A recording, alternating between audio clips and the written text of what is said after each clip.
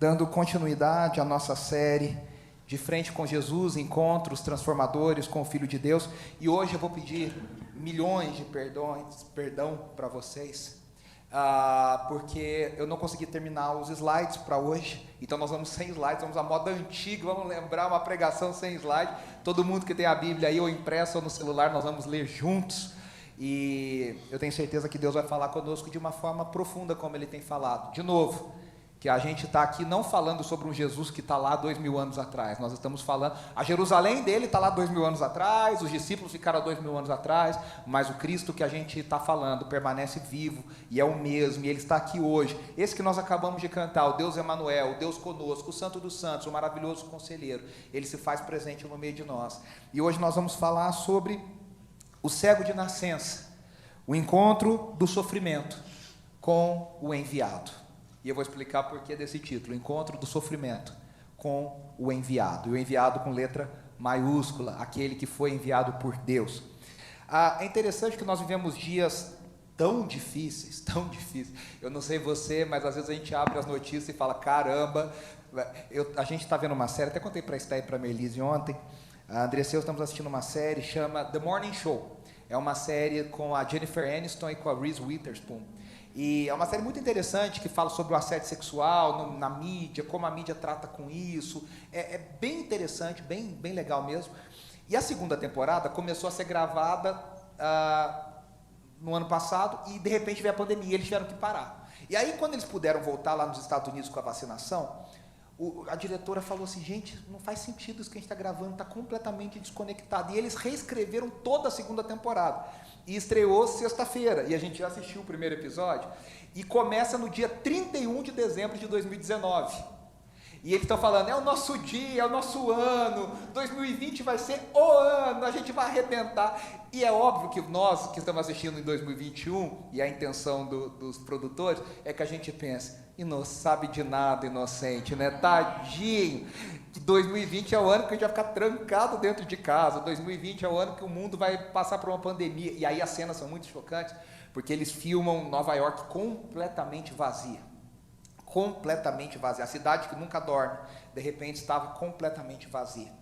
E aí, nesse mundo que a gente está, cada dia que a gente abre, parece que a gente vê alguma notícia e fala, lá vem outra coisa, né? Lá vem outra bomba. Meu Deus, o que está acontecendo? É atentado, é Talibã, é Estado Islâmico, é refugiado para um lado, refugiado para outro, é doença daquilo, é uma nova cepa não sei da onde, é vírus não sei da onde. E as notícias são absurdas. E aí a gente para pensar. E a gente, a Cíntia pediu oração pelos adolescentes. Por quê? Porque adolescentes, jovens, crianças, há casos registrados, diagnosticados de crianças com depressão, de adolescentes com depressão. E a gente para pensar e a gente fala, puxa, por que a gente sofre tanto? Eu queria crer num Deus que muita gente prega e canta, de um crente que não sofre, daquele famoso jargão, quem tem promessa não morre. Né? E você já deve ter ouvido isso por aí, né? E isso são, com todo respeito, baboseiras que o povo evangélico repete, porque está cheio de crente. O Cláudio, que acabou de compôs uma música tão linda que fala da cura, que levou sobre si, morreu de câncer. Né? Tanta gente, aí você fala, caramba, que Deus é esse? Que história é essa? Por que a gente sofre? É o famoso enigma filosófico, né? Se Deus é todo poderoso, então Ele não é bom. Porque se ele é todo poderoso e mesmo assim permite o mal, é porque Ele tem prazer no mal. Ou se Deus é bom, então Ele não é todo poderoso, porque Ele quis parar o mal e Ele não conseguiu. E nossa fé, a fé que nós cremos, a gente sustenta que Deus é tanto todo poderoso quanto completamente bom. E aí a gente pergunta, por que a gente sofre tanto? Por que a gente luta tanto? Porque tudo é tão difícil. E aí, essa é uma pergunta que a gente encontra em João capítulo 9. E eu quero que a gente abra lá em João capítulo 9, que é a pergunta que os discípulos fazem para Jesus. E é interessantíssimo esse diálogo. Vamos ler todo o capítulo, então quem está nos ouvindo, ouça com atenção. É uma história muito legal. Diz assim, ao passar Jesus, viu um cego de nascença. Seus discípulos lhe perguntaram, mestre, quem pecou? Este homem ou seus pais, para que ele nascesse cego? Disse Jesus, nem ele nem seus pais pecaram, mas isso aconteceu para que a obra de Deus se manifestasse na vida dele. Enquanto é dia, precisamos realizar a obra daquele que me enviou. A noite se aproxima quando ninguém pode trabalhar. Enquanto estou no mundo, sou a luz do mundo. Tendo dito isto, cuspiu no chão, misturou terra com saliva e aplicou-a aos olhos do homem. Então disse-lhe: vá lavar-se no tanque de Siloé, que significa enviado. O homem foi, lavou-se e voltou vendo. Seus vizinhos e os que anteriormente o tinham visto mendigando perguntaram: não é esse o mesmo homem que costumava ficar sentado mendigando? Alguns afirmavam que era ele, outros diziam: não, apenas se parece com ele. Mas ele próprio insistia: sou eu mesmo. Então, como foram abertos os seus olhos? Interrogaram-no eles. Ele respondeu: o homem chamado Jesus misturou terra com saliva, colocou-a nos meus olhos e me disse que fosse lavar-me em Siloé. Fui, lavei-me e agora vejo. Eles lhe perguntaram: onde está esse homem? Não sei, disse ele. Levaram aos fariseus o homem que fora cego. Era sábado, o dia em que Jesus havia misturado terra com saliva e aberto os olhos daquele homem. Então os fariseus também lhe perguntaram como ele recuperara a vista. O homem respondeu: ele colocou a mistura de terra e saliva em meus olhos, eu me lavei e agora eu vejo. Alguns dos fariseus disseram: esse homem não é de Deus, pois não guarda o sábado. Mas outros perguntavam: como pode um pecador fazer tais sinais milagrosos? E houve divisão entre eles. Tornaram, pois, a perguntar ao cego: que diz você a respeito dele? Foram os seus olhos que ele abriu. O homem respondeu: ele é um profeta. Os judeus não acreditaram que ele fora cego e havia sido curado, enquanto não mandaram buscar os seus pais. Então perguntaram: é este o seu filho, o qual vocês dizem que nasceu cego? Como ele pode ver agora? Responderam os pais: sabemos que ele é nosso filho e que nasceu cego, mas não sabemos como ele pode ver agora ou que ele abriu os olhos. Perguntem a ele, idade ele tem, falará por si mesmo. Seus pais disseram isso porque tinham medo dos judeus, pois estes já haviam decidido que se alguém confessasse que Jesus era o Cristo, seria expulso da sinagoga. Foi por isso que seus pais disseram: idade ele tem, perguntem a ele. Pela segunda vez chamaram o homem que fora cego e lhe disseram: para a glória de Deus, diga a verdade, sabemos que esse homem é pecador. Ele respondeu: eu não sei se ele é pecador ou não. Uma coisa eu sei, eu era cego e agora vejo. Então lhe perguntaram: o que fez ele a você? Como abriu seus olhos? E ele respondeu: eu já disse, vocês não deram ouvidos. Por que querem ouvir outra vez? Acaso vocês também querem ser discípulos dele? Então eles o insultaram e disseram: o discípulo dele é você, nós somos discípulos de Moisés. Sabemos que Deus falou a Moisés, mas quanto a esse nem sabemos de onde ele vem. O homem respondeu: ora, isso é extraordinário. Vocês não sabem de onde ele vem, contudo ele me abriu os olhos. Sabemos que Deus não ouve pecadores, mas ouve o homem que o teme e pratica a sua vontade. Ninguém jamais ouviu que os olhos de um cego de nascença tivessem sido abertos. Se esse homem não fosse de Deus, não poderia fazer coisa alguma. Diante disso eles responderam: você nasceu cheio de pecado. Como tem a ousadia de nos ensinar? E o expulsaram. Jesus ouviu que o haviam expulsado e ao encontrá-lo disse: você crê no Filho do Homem? Perguntou o homem: quem é ele, Senhor, para que eu nele creia? Disse Jesus: você já o tem visto, é aquele que está falando com você. Então o homem disse: Senhor, eu creio, e o adorou. Disse Jesus: eu vim a este mundo para julgamento, a fim de que os cegos vejam e os que veem se tornem cegos. Alguns fariseus que estavam com ele ouviram-no dizer e perguntaram: acaso nós também somos cegos? Disse Jesus: se vocês fossem cegos, não seriam culpados de pecado. Mas agora que dizem que podem ver, a culpa de vocês permanece. Esse é um texto intrigante, maravilhoso, cheio de ironia. Você vai lendo, você vai rindo, né? Porque o texto já vai fazendo, já vai denunciando como os fariseus eram ridículos e como esse cego, um homem pouco instruído, que até minutos atrás era um mendigo, de repente está dando aula para os fariseus e está mostrando algumas coisas, e como é ridícula a religiosidade, como é ridículo o tradicionalismo, como é ridículo a visão de querer controlar Deus e colocar Deus dentro de uma caixinha. A primeira coisa que a gente vê é que João fornece pouquíssimos detalhes sobre a época e o lugar desse encontro. Por quê? Porque a gente tem que lembrar que desde o capítulo 5, João está traçando, na música a gente fala um crescendo, né? um crescendo, a cena está ficando mais e mais, se fosse uma trilha sonora ia ficar assim, aumentando de intensidade. Tem um thriller, tem um mistério, tem algo para acontecer, e João tem traçado isso desde o capítulo 5, que é um crescimento da oposição que os judeus líderes do templo, os saduceus e os fariseus fazem a Jesus. Então essa oposição começa a crescer, e vai chegar uma hora no Evangelho de João que essa oposição vai ficar insustentável. Lembrando que João está ecoando as palavras do seu prólogo: veio para os que eram seus, mas os seus não o receberam.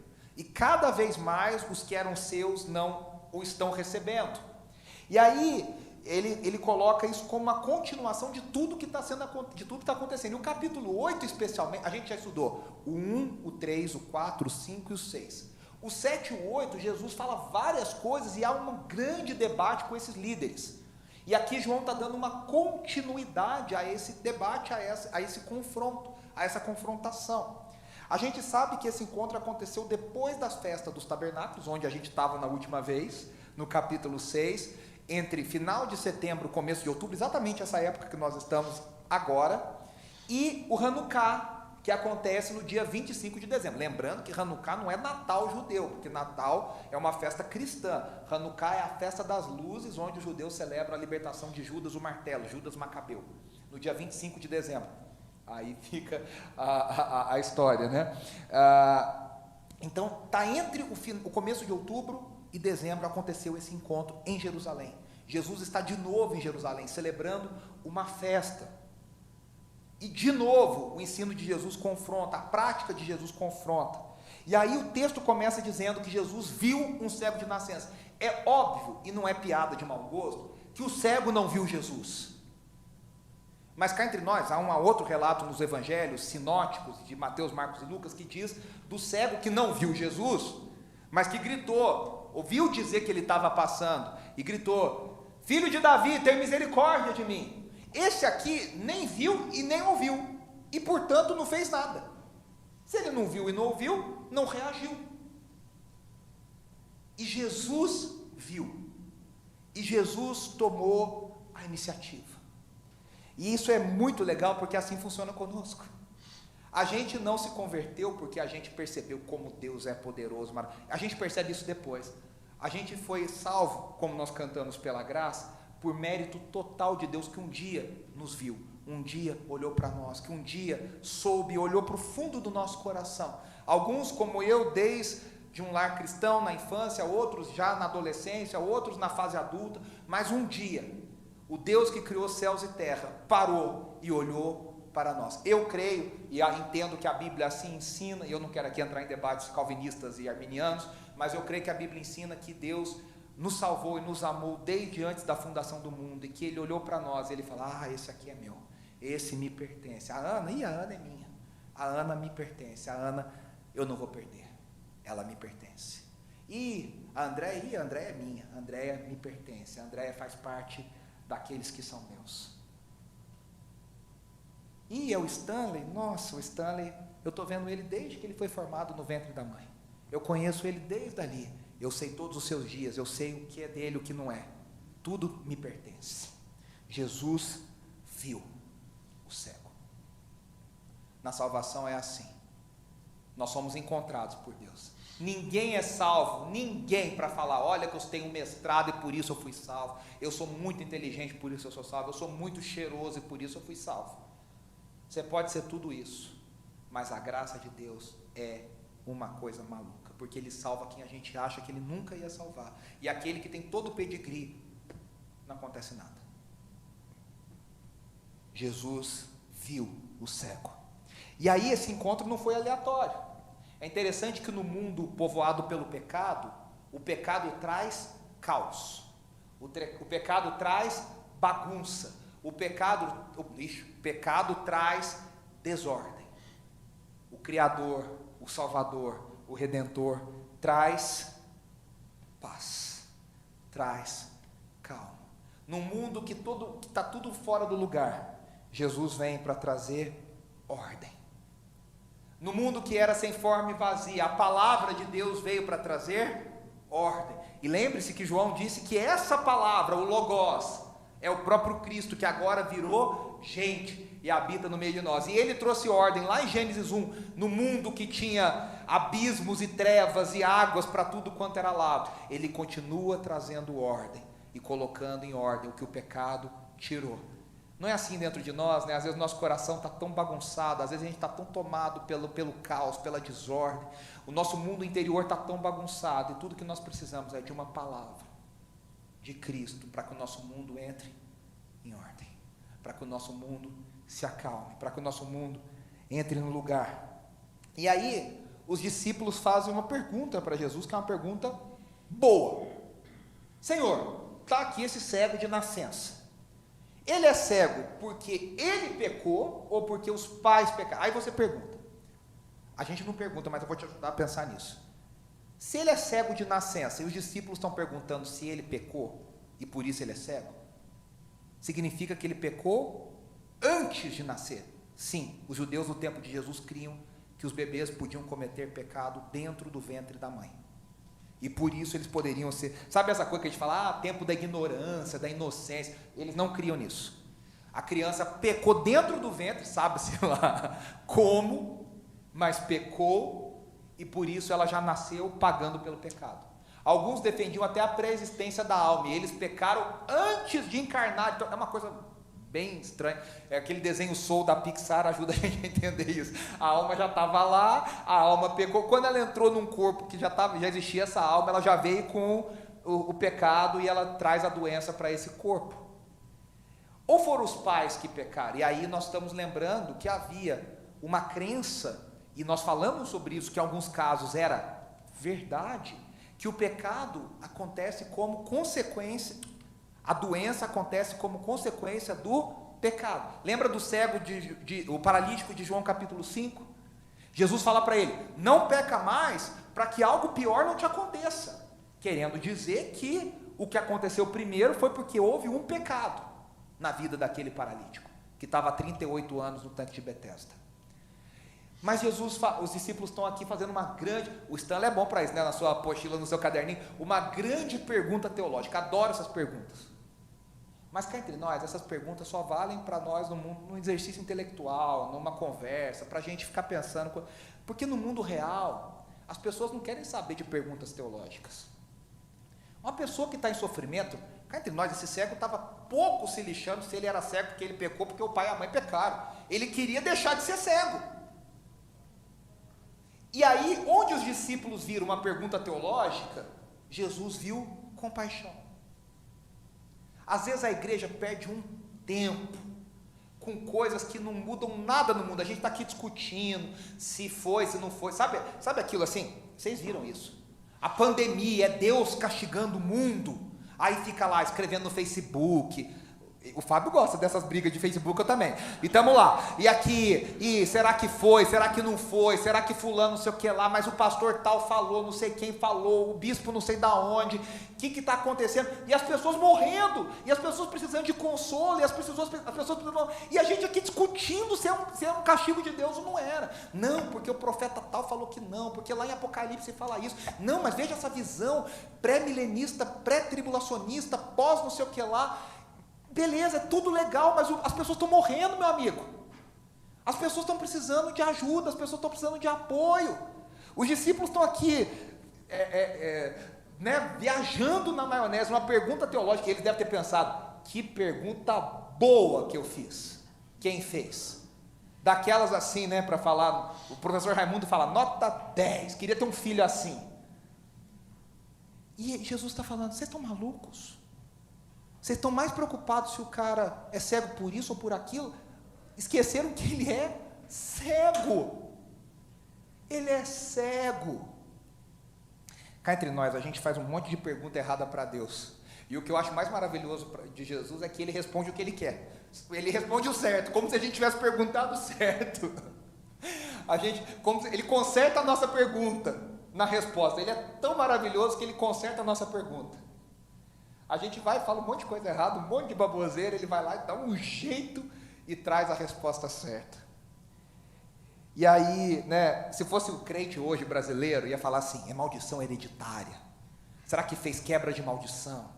Qual a brecha que ele deu? Será que ele foi no encontro da irmã lá para ungir e passar no corredor dos 70 pastores e pular a fogueira santa de Israel? Será que ele recebeu um óleo ungido do Monte das Oliveiras? Será? E você acha que é bobeira? Quando você chega no Jordão, em Israel, tem um monte de garrafinha plástica, furreca, que eles vendem num valor absurdo para você pegar a água do Jordão e trazer para casa. A água ungida do Rio Jordão, né? Uma pergunta mais séria: quem criou o mal?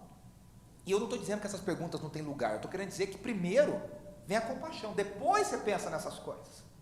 Mas quem criou o mal? Por que o mundo tem sofrimento? A grande pergunta: quem serve a Deus escapa do mal?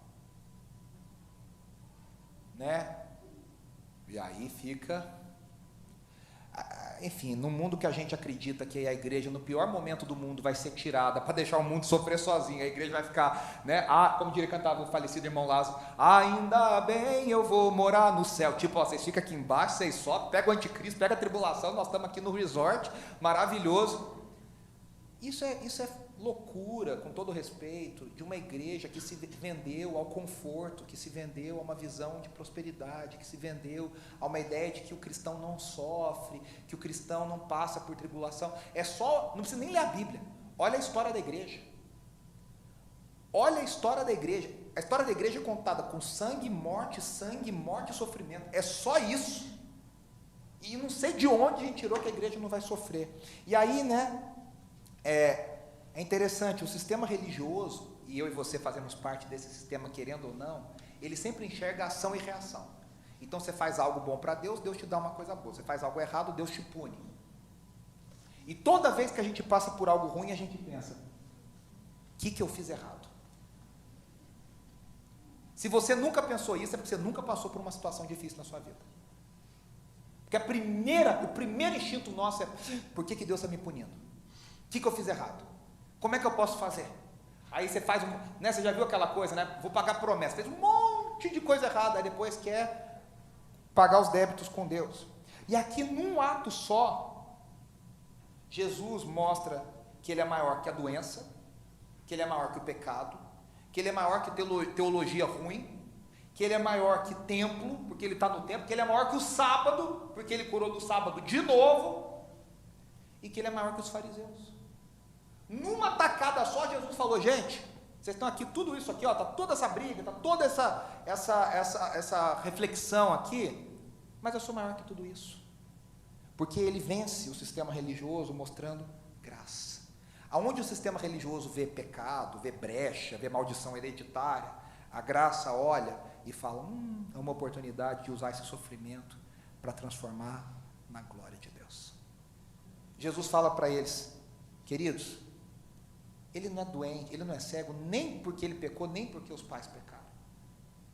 Aquele lá, do João 5, aquele lá era, olha, teve um pecado, a gente não sabe, João não relatou, a gente não sabe se Jesus contou, mas esse não é nem para uma coisa nem para outra. Esse aqui, ele foi colocado aqui, para que eu encontrasse com ele, e para que essa história fosse relatada para a igreja, por todos os tempos, até a minha volta, para mostrar que eu sou maior do que o templo, eu sou maior do que o sábado, eu sou maior do que o pecado, eu sou maior do que a doença, eu sou. E para isso eu vou curá-lo. Por isso que Jesus disse: não é pecado disso, não é pecado daquilo, é para que a glória de Deus se manifestasse nele. Eu estava lendo um pastor que eu gosto muito, chamado Skip Heitzig, e ele diz que a gente devia ter todo mundo uma pasta no nosso HD, que é aquela pasta assim, para maiores informações posteriores. Ou assim, sabe assim, eu vou traduzir: um dia eu descubro, se der. E a gente colocar um monte de coisa lá, porque tem um monte de coisa que a gente passa, e todos nós passamos, que não entra nas nossas teologias, não entra na nossa situação, não entra. Você fala: cara, tá, beleza, tá escrito isso aqui é isso, mas quando você vê o agir de Deus é diferente. É ou não é, gente? Não, tem coisa que não encaixa, tem coisa que a gente não sabe explicar, e aí a gente fica com essa mania, quem gosta de saber as coisas até os mínimos detalhes, que Deus vai explicar, Deus vai contar, se der, talvez, se quiser, se não, façamos as pazes conosco mesmo, e sigamos crendo de que, Sabe, tem uma música muito cantada no Brasil, a gente nunca cantou aqui na EB Metrô, mas as igrejas cantam, né? Se Deus fizer, Ele é Deus, se não fizer, Ele é Deus, Ele continua sendo Deus, sempre. Se responder, Ele é Deus, se não responder, Ele também é Deus. Se a gente entender, Ele é Deus, se a gente não entender, Ele continua sendo Deus. Ele é. E a nossa paz tem que ser de que Ele é, e isso basta. Isso basta. E entender que a graça é que Deus usa o nosso sofrimento para a sua glória. Para a sua glória. Eu não sei como. E aí eu quero trazer algumas ideias de como o sofrimento pode ser para a glória de Deus. O sofrimento pode ser para a glória de Deus porque ele nos permite entender quem sofre. O Sérgio Pimenta tinha uma música que ele dizia: só quem sofreu entende a dor de quem sofre.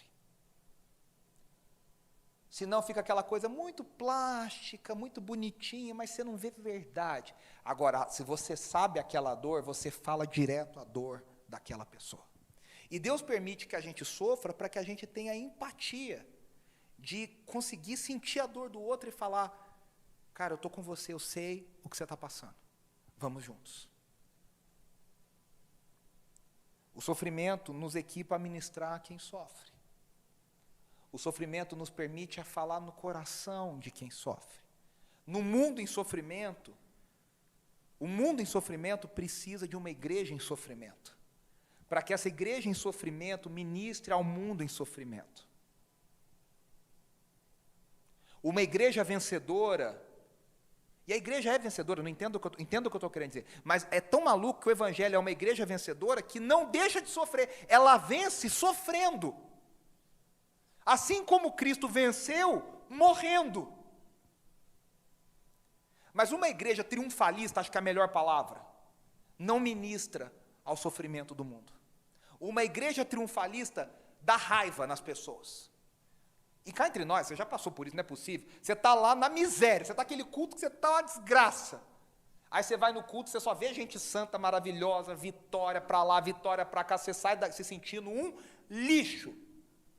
Você fala, não é possível. Todo mundo é maravilhoso, todo mundo vê Deus, todo mundo enxerga Deus, Deus fala com todo mundo, Deus revela com todo mundo, e eu estou aqui nessa miséria. Nós já passamos por isso. Santo Antônio da Cruz, João da Cruz, Santo João da Cruz, o padre do deserto, falava de um negócio chamado a noite escura da alma.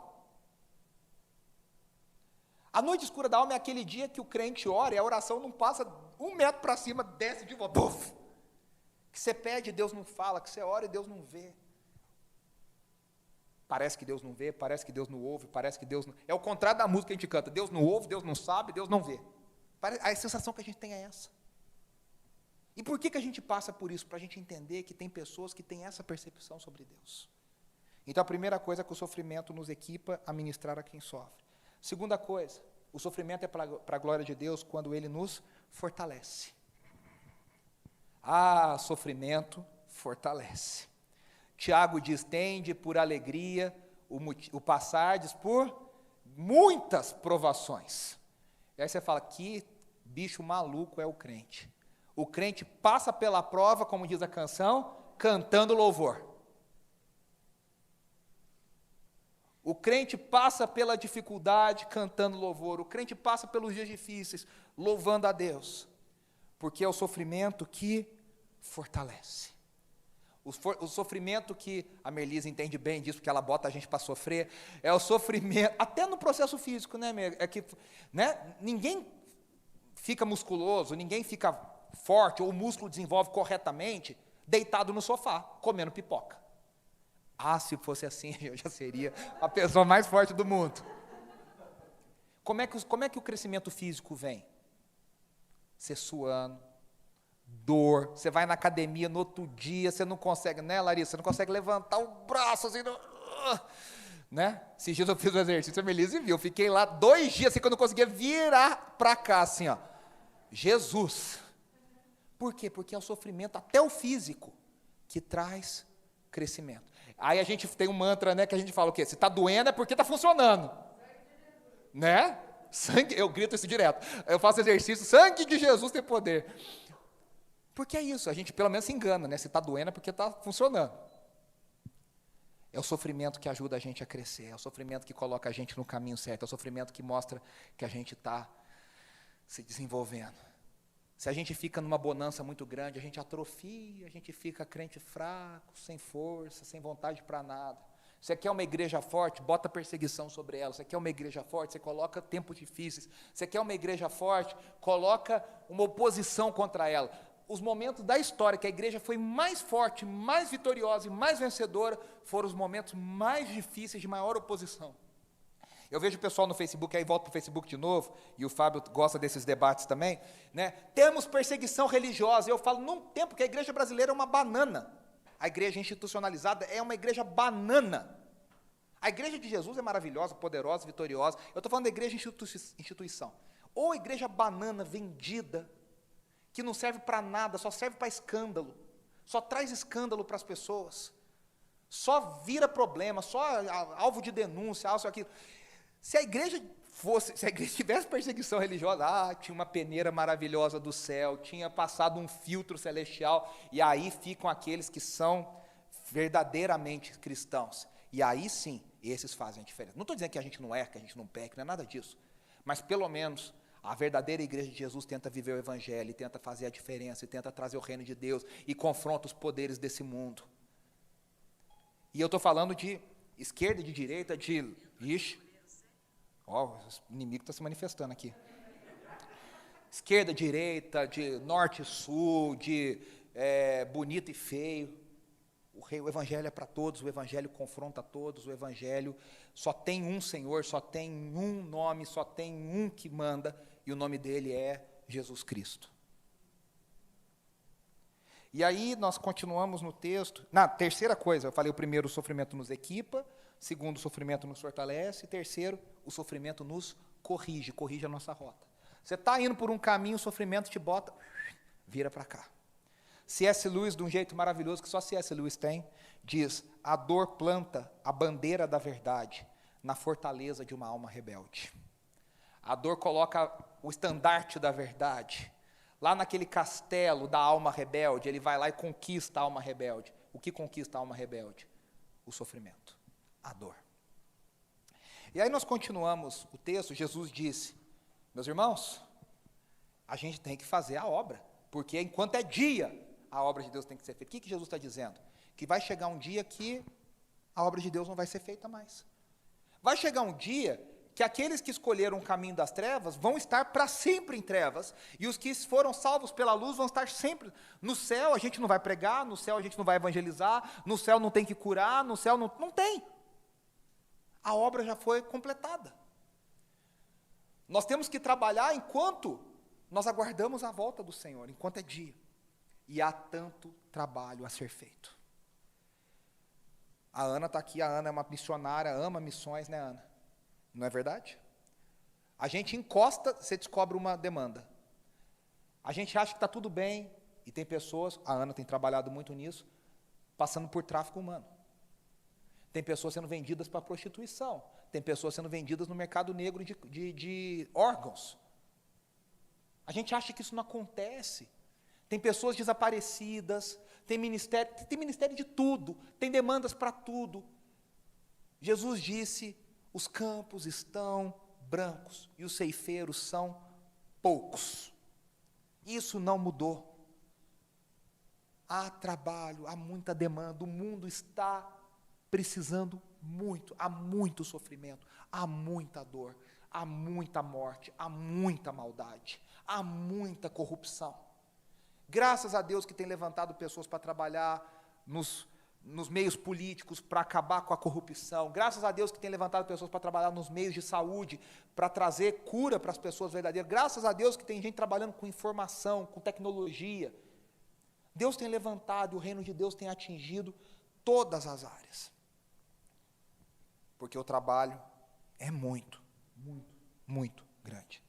E aí Jesus fala isso, e o que ele faz? Ele fala, ó, esse cara aqui não é doente nem por isso, nem por isso.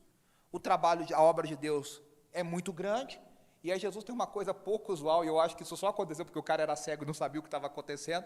Jesus cospe no chão. E ele cuspiu bastante, porque ele fez uma massinha. Foi aquela cuspida com gosto. Pegou e passou no olho daquele cara. Tem gente que faz assim, né? Mas nem o cuspe de Jesus. Tem uma igreja aqui em São Paulo, antigamente, chamava Cuspe de Jesus. Isso é verdade. Verdade verdadeira. Não estou inventando. Verdade verdadeira. E aí o que acontece? Alguns aqui acham que Jesus está fazendo referência a Gênesis, quando Deus formou o homem do pó da terra e modelou. Talvez seja uma referência ao Logos que tudo fez, e agora ele pega de novo a terra, o barro, e passa nos olhos daquele ser. Ele nunca mais fez isso.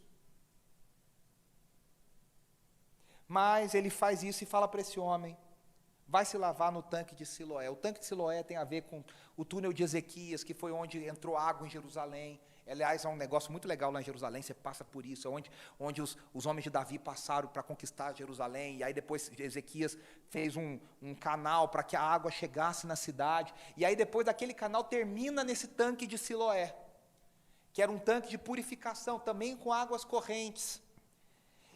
E aí João diz, Siloé significa enviado. E é interessante que alguns comentaristas entendem que Jesus está... Porque não fica claro por que Jesus fala para ele, vai se lavar no tanque de Siloé. Não tem uma explicação muito... E alguns comentaristas entendem que o trocadilho do nome faz o sentido da história.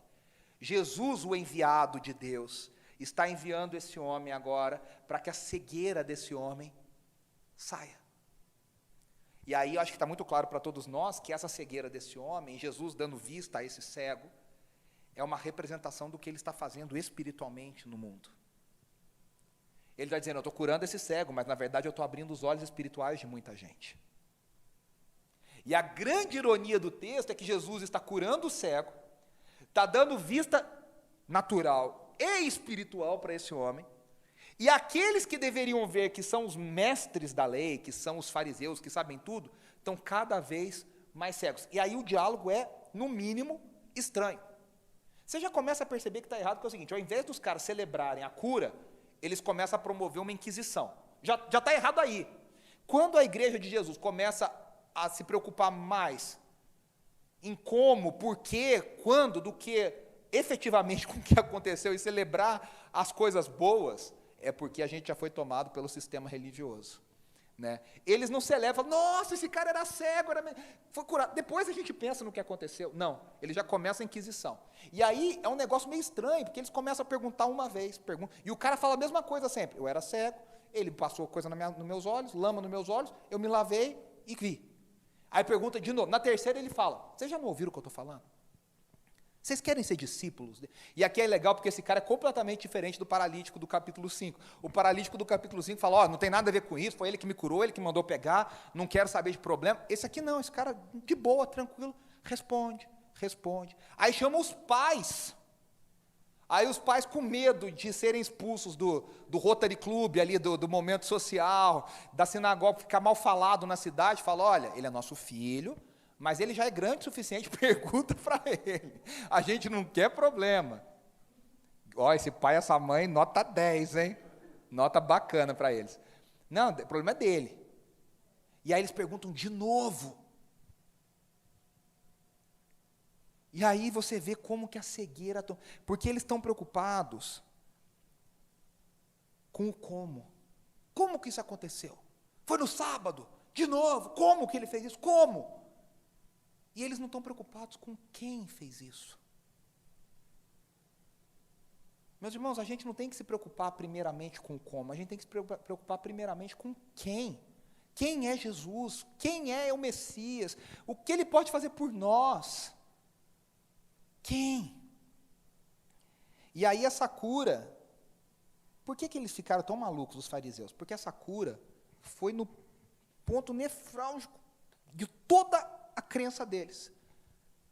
Porque é o seguinte, eles pensam, pecado é resultado, a doença é resultado de pecado. Quem perdoa pecado é Deus. E quem cura é o enviado de Deus. Se esse maluco que a gente acha que é pecador Está curando é porque ele de alguma forma perdoa pecados, e se ele perdoa pecados, ele é Deus. Então virou um problema para eles. Se eles aceitassem a cura, eles estavam aceitando que Jesus tinha poder para curar. Se eles negam a cura, eles estão brigando com a realidade. Por isso que o cara fala, gente, eu só sei de uma coisa. E essas palavras aqui foram ecoadas por John Newton no maravilhoso, imortal hino Amazing Grace. Eu só sei de uma coisa. Eu era cego. E agora eu vejo. Tem muita coisa na nossa vida que às vezes a gente não sabe explicar. Tem até a música que diz, ninguém explica a Deus.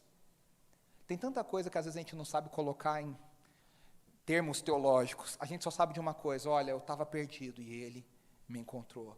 Eu era cego e agora eu vejo. Eu não tinha amor e agora eu sou amado. Eu era uma pessoa amargurada e agora eu tenho alegria. Eu não tinha esperança e agora eu tenho esperança.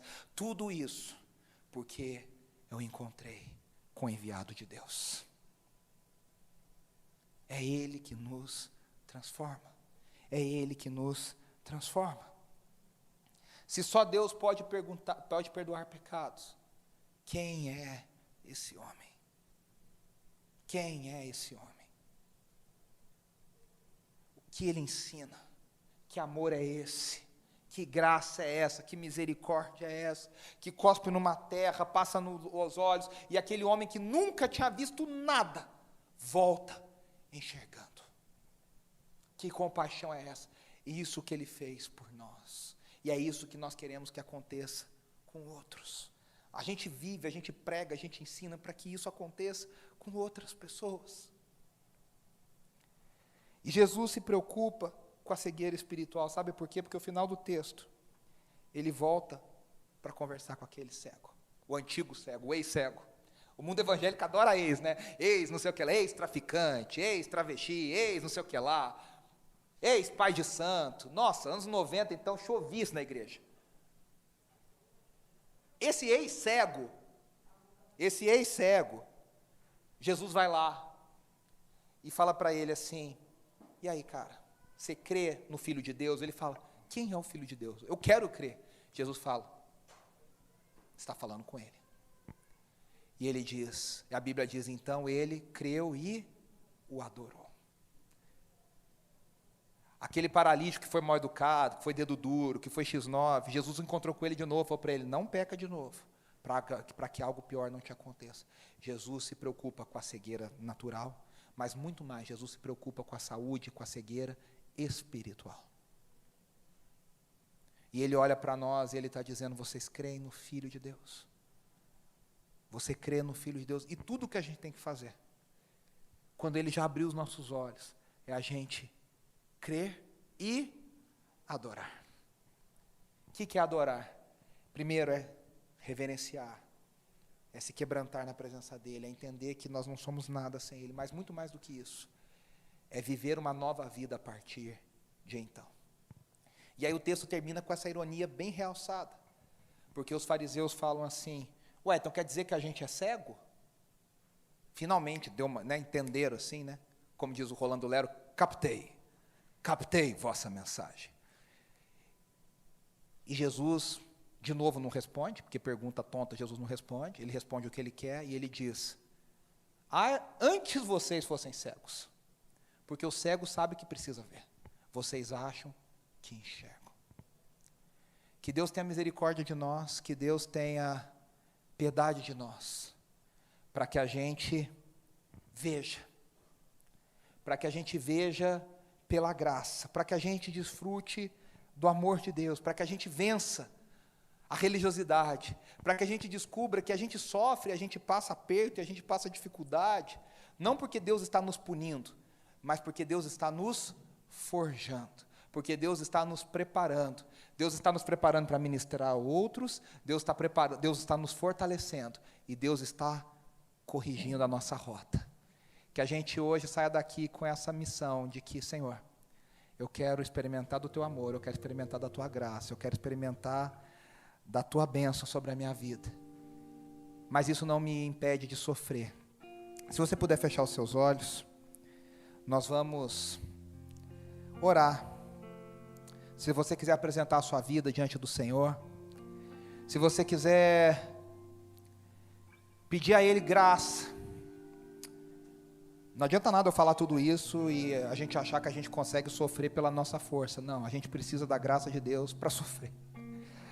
A gente precisa que Ele nos fortaleça. A gente precisa orar como Jesus: Senhor, se for possível, passa de mim esse cálice, mas que não seja feita a minha vontade, seja feita a tua vontade.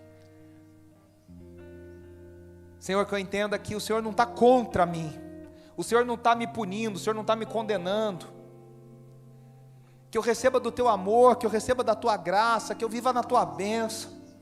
Que eu entenda que o Senhor me viu quando ninguém me via, quando nem eu mesmo sabia que precisava. O Senhor me enxergou, o Senhor me viu e o Senhor me curou. O Senhor tirou a cegueira dos meus olhos espirituais e agora eu vejo. Tudo que eu sei é que um dia eu era cego e agora eu vejo.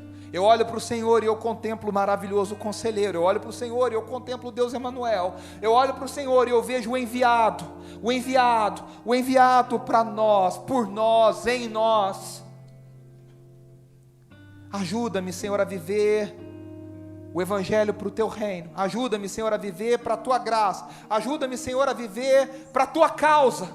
Ajuda-me, Senhor, agora a compartilhar a cura com outras pessoas que sofrem, com outros que estão cegos. Ajuda-me a levar esperança para aqueles que estão sofrendo. Ajuda-me a levar, Senhor, alegria para os que estão em tristeza. Ajude-me a ser, Senhor, um canal de bênção e não um proclamador de maldição, não um compartilhador de caos. Que eu leve a tua paz, que eu leve a tua bênção, que eu leve o teu amor. Em nome de Jesus. Em nome de Jesus. Nos abençoa, Senhor, nos guarda, nos livra do mal. Nos envia ao mundo agora como proclamadores do Evangelho, do Teu Evangelho. Que a Tua bênção nos alcance, Senhor. Em nome de Jesus, em nome de Jesus.